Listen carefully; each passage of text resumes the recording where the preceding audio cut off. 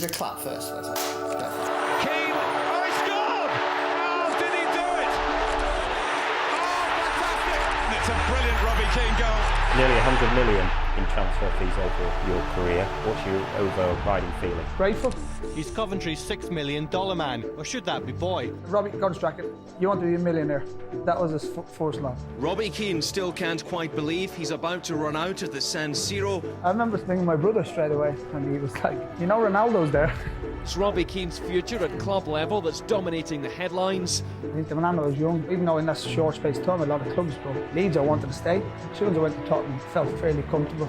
Can you get touch closer together? Just come closer on the shoulder again. Liverpool come in, potential chance of winning the Premier League. I think it's very difficult to turn down. It appears the dream could be over after only 7 months. I was so desperate for it to work out. 189 days after leaving White Hart Lane, Robbie Keane is back to Tottenham. I think it was easy, maybe what you know best. A lad from Dublin, given the opportunity to play at a high level and enjoyed every minute.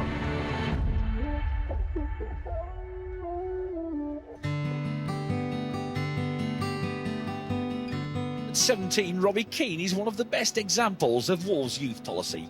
It's a dream come true, really. Me, even at that age, I wanted to play quickly. I knew if I went to other clubs, for example, Liverpool, I could have signed for Forest and West Ham. And Liverpool was a tough one for me because my mother said, we don't just sign for them because you support them. I thought Wolves was certainly the right fit for me.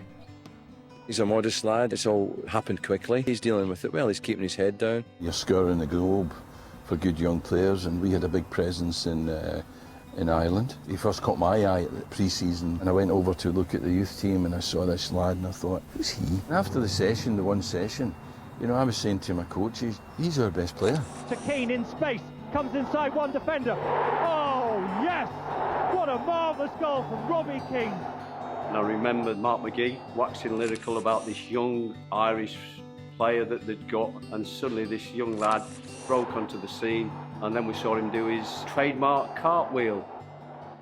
Arsene Wenger came to Barnet to have a look at one of the nationwide's hottest properties. Robbie Keane is not for sale, and it's not that we're trying to hike the price, it's not that we're saying that he's worth 20 million or he's worth 30 million. We're only interested in keeping him in there. He was a boy who was convinced about his own destiny, knew that in time something would happen for him, and I don't think he necessarily was banging our door down to get away. Very confident, but he wasn't arrogant. He's been the focus of much attention throughout the summer, bids from both Villa and Middlesbrough. Wolves say he won't go for less than 6 million, enough to ward off interest from Manchester United, with Alex Ferguson saying the price was ridiculous for a 19-year-old. It's every player's ambition to play in the Premier League, and I'm no different to no one else, you know. There was a lot of talk about Arsenal. I've seen it, but I never spoke to them unless they spoke to the club. The only one that was of real interest was Aston Villa, and if I remember correctly, they wouldn't pay the extra $500,000. Our ambition was to get up into the Premier League. Robbie was a key part of that, but unfortunately, for the second year in succession, we finished just outside the playoffs, and that was when the situation changed. Some of the clubs were offering low fees with sell-on clauses, but we didn't want that. The two probably genuine ones were Aston Villa. They came and had a chat, and we got an approach from Coventry.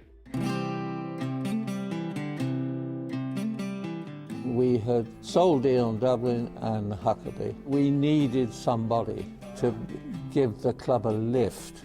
Gordon Strachan was in bed with the flu.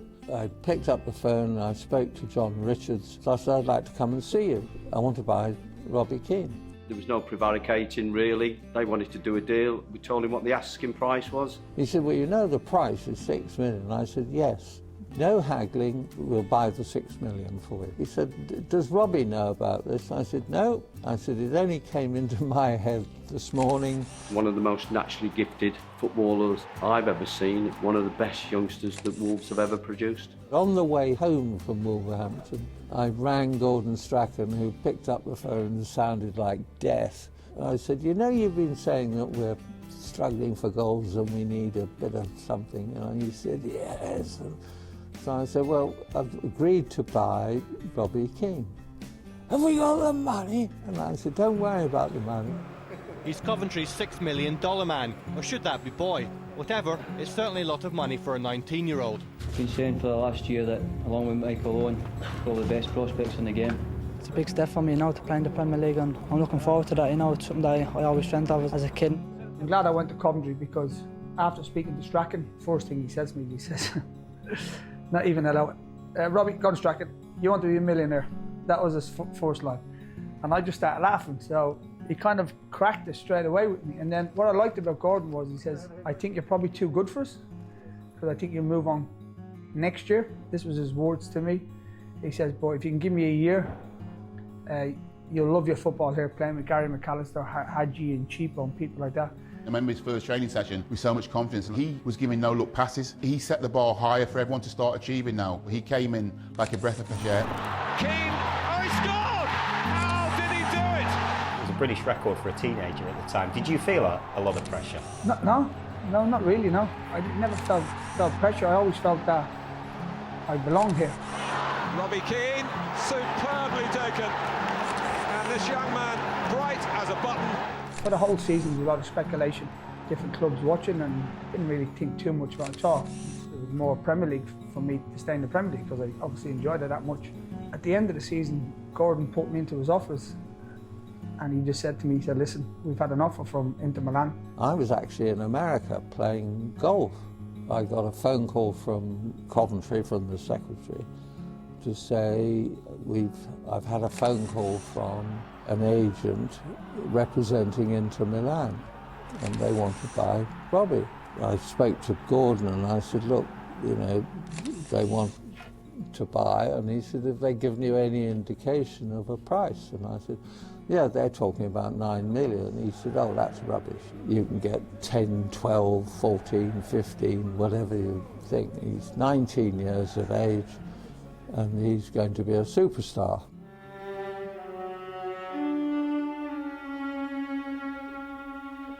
Robbie Keane cut short a training session in Coventry on Friday to fly to Italy to finalise what he called a dream move to Serie A giants Inter Milan. It ended up that it was quite urgent because it wasn't far before the start of the next season. So I caught a plane from New York to Milan. We ended up at about 13 or 13.5 million. He said, for you, for your career, also for the club, the opportunity for the finances for them. A lot of money at the time, for 30 million, you know, to make double their money in the space of a year. So I don't want you to go, but you have to. He could have graced Barcelona at the time. We wished him all the best because we thought like he deserves to be playing at a level that he has, and he does. I'm hoping, and I'm an optimist, that he'll go there and no like the San Siro, and no like the wages, and no like playing with Ronaldo and Vieira, and he wants to get back here. But I'm a realist as well. It's a body blow for the club. He was brilliant. And he said, listen, you're going to play for one of the biggest teams in the world. Yeah, that was it really, happened really quickly. Entering a dream world, Robbie Keane still can't quite believe he's about to run out of the San Siro wearing the famous black and blue jersey. If you're playing, you know, in the streets of Dublin, you always you pretend to be different teams, you know. Inter Milan and Italy was one of them, you know, and I'd be a fool if I didn't say yeah. As soon as we flew to Milan, we see all the fans and see how passionate they are. And everyone on the street when I was walking called me baby Irish, baby Irish. There wasn't many people going abroad, especially young lads, especially Irish people. It was an opportunity I couldn't turn down. I would have regretted it. I remember ringing my brother straight away and he was like, you know Ronaldo's there? I said, yeah, but he's injured, so I might have a half a chance of playing. He's signed for 5 years, but with Ronaldo, Vieira, Zamorano and Hakan Şükür in Inter's books, will Robbie Keane get a game? Before I signed, I knew that was going to be the case, but I wouldn't have signed if I didn't think I'd have a chance of playing, you know. I mean, still only 20 years of age. I remember calling him a week later. He goes, oh, I've not got much time to talk. Ronaldo's having a party upstairs. He's flats below, just below Ronaldo's. And then that's when it really sunk in. He's in the big time. 3 floors. Had a top floor, jacuzzi, everything. So we used to go there for dinner.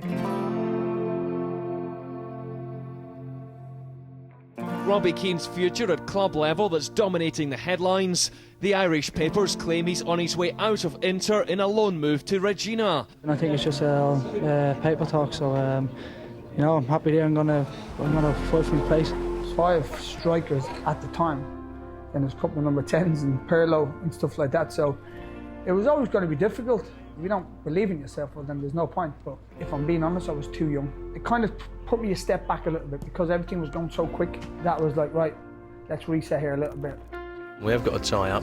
If Inter Milan are going to let any players come out on loan, we think that, you know, the reasonable request would be that they consider us first. I tried to sign a player this week. It would have been a fantastic signing for us, but I don't think I'm going to get him. Were there any other clubs in at that stage? Chelsea rang me, Ranieri rang me, with Sola and Dennis Wise. In a weird way, I just thought London was massive. I don't know why. I think everyone thinks like that when you're younger. Bringing one of the most exciting young players to have burst onto the Premiership scene over the past 5 years to Elland Road is another signal of Leeds' determination to establish a place at Europe's top table. We were told that Robbie fancied coming to Leeds, and I went to the manager and said, I can get Robbie Keane for this number. And he said, I don't want to. I said, you must be mad, you know, it's Robbie Keane. Don't want to. And then he subsequently went to Italy. And then the manager came to me and said, he's not happy in Italy, Robbie Keane, you know, I'd quite fancy signing him. I said, you could have had him for whatever price, you know, and we ended up paying almost double what we could have had him for before. I think it was an obvious one for me, Leeds, because of the Irish connection. 4 or 5 Irish lads there, and they kept ringing me all the time, and obviously the manager was Irish and David O'Leary, so it was a kind of easy one. Leeds United duly confirmed Robbie Keane's fairly swift return to English football at Elland Road this afternoon. The striker coming in on a try now, pay later arrangement. We've got a tremendous squad and some great young players here. You know, I think it was just the only club for me, really. I think that it's not his fault that he wasn't played in Italy. If he'd have played in Italy and then he wasn't successful, I don't think he's been given a chance there. I loved Leeds, and I actually thought we were onto something. I really did, with the squad of players that we had, mixed of experience and youth. For me, it's probably one of the best dressing rooms I've been involved in. Obviously, the first 6 months there was incredible. I scored, I think, 9 and 11 or something. Robbie Keane has made it 2-0. Keane! Cute! When did you first get the feeling that there were financial problems and that everything could change? I was in the car with Rio, and Sir Alex Ferguson called him. We're going to make a bid for you. Your club was in a bit of trouble. There was a few whispers behind the scenes with the players. You know, the players hear things and they talk about it. So Alex said, they need to sell quickly. Obviously, Rio went for a lot of money. And then I think I was next. Even for Tottenham fans, the on-off transfer sagas of the summer are becoming a bit of a yawn. Leeds United's Robbie Keane is believed to be top of the list, but time is running out on that deal, with the transfer window closing on Saturday afternoon. If you didn't have this close down that we've got, you could be saying, well, look, give it a month, give it 6 weeks, because he could come in the side, do well, and maybe keep his position. I knew Leeds were in financial trouble, and to me it was a no-brainer. You know, we could get him, I think, for $6 million.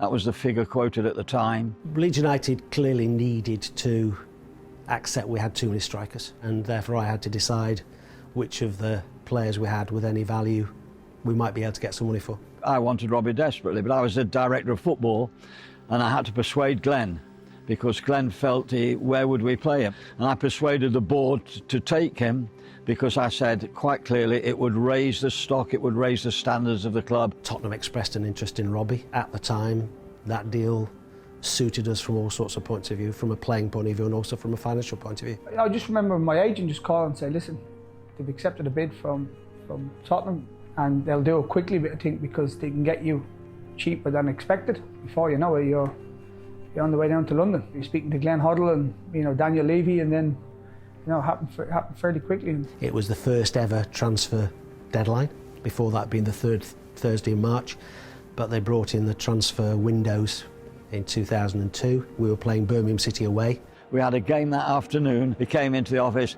Robbie never was one, in my experience, to worry about the money. He signed it. He was happy to play. He loved playing. It was an interesting negotiation and challenge with Daniel, who is obviously a reputation for being very good at what he does. And I think we got that deal through with 5 minutes to spare on the day we were already playing at St Andrews, and the club secretary was in Birmingham City's secretary's office trying to get the deal over the line.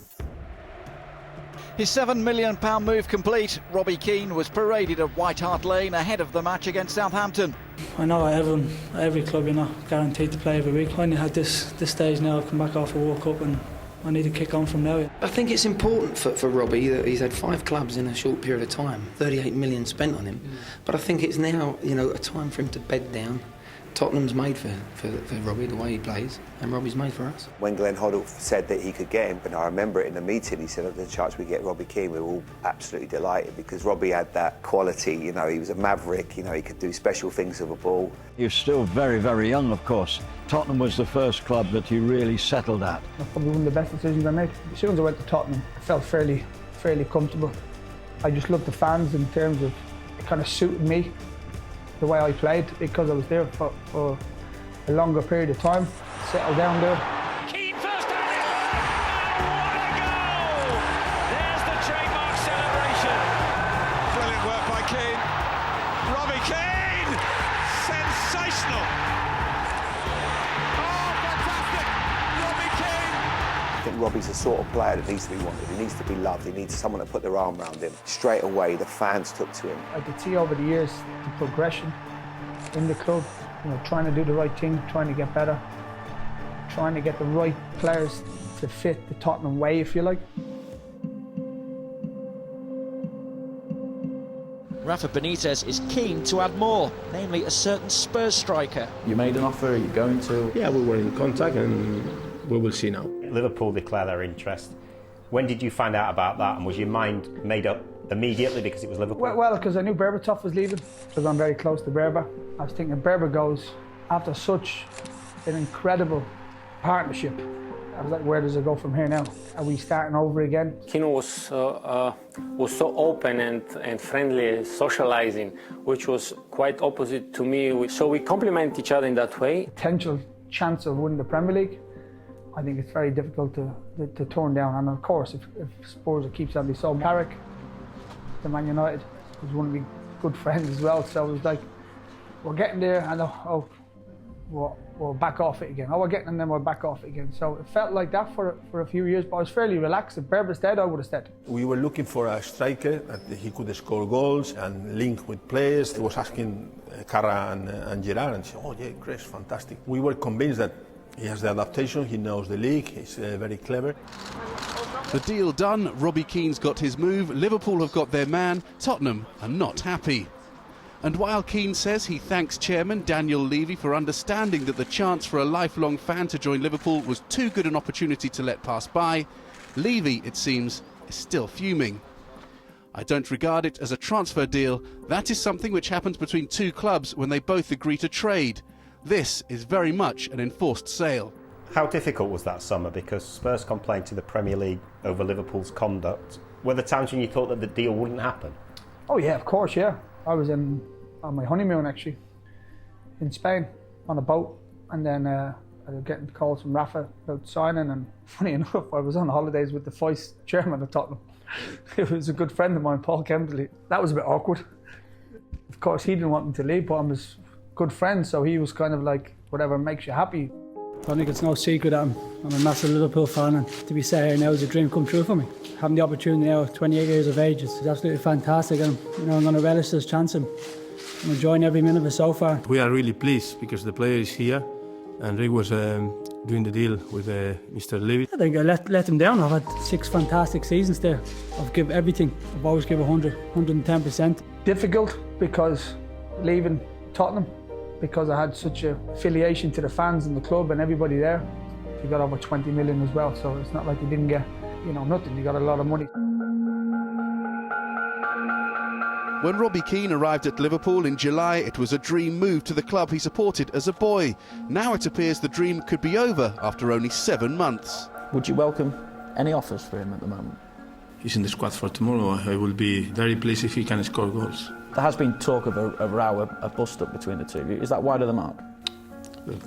He's a normal player. He's one more player in the squad, and he's training well, so he's in the squad for tomorrow. Why didn't it last longer? My understanding was that with myself and Fernando will play together, and there'd be Stevie in the middle with Mascherano or Alonso, wherever it may be.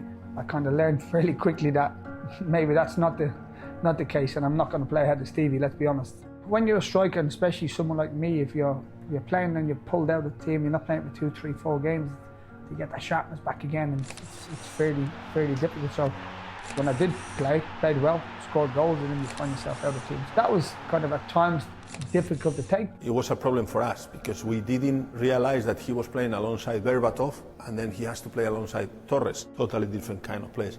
At the end, we made a mistake because one is a target man, the other one is a runner.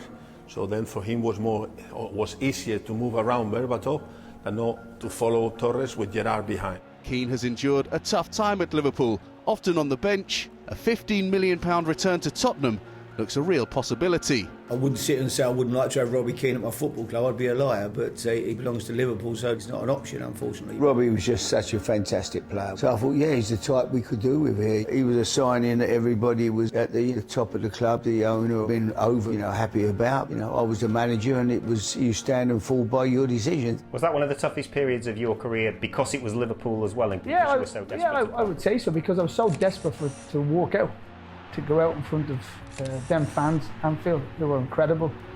And even when I left, the amount of support I got from the Liverpool fans was I've never seen anything like it.